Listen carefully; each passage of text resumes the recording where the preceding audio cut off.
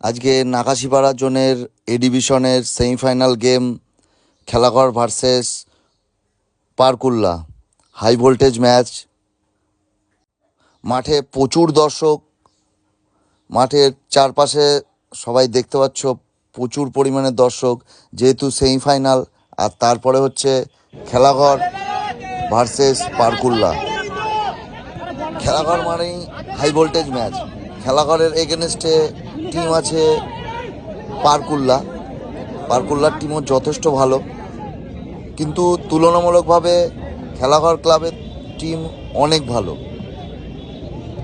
তো খেলার ফার্স্ট হাফেই পারকুল্লা খেলাঘরকে 1 গোল দিয়ে দিয়েছে। আত্মঘাতীভাবে গোলটা হয়েছে,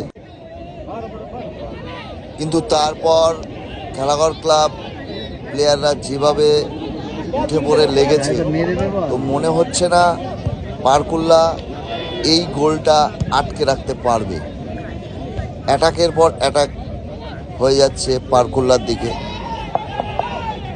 পারকুল্লার প্লেয়ারের পায়ে খুব কম বলই থাকছে।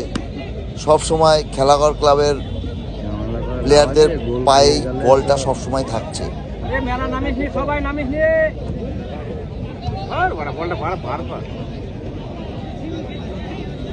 এখান থেকে বলটা সুজনের পায়ে, সুজন বলটা লক করেছে, রাজ্জাক বলটা হিট করেছে, 12 নম্বর জার্সিদারি রাজ্জাক।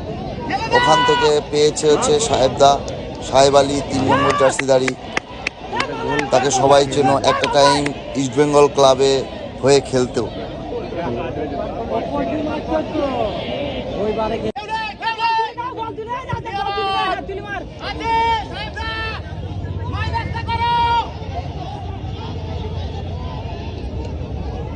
সেকেন্ড হাফে খেলাঘর গোল শোধ করে দেয়, কিন্তু সেই বলটাকে অফসাইড রাখে, যেটা অফসাইড ছিল না। রেফারি লাইসম্যান কেউ ফলো করেনি, প্লেয়ারটা পড়েছিল।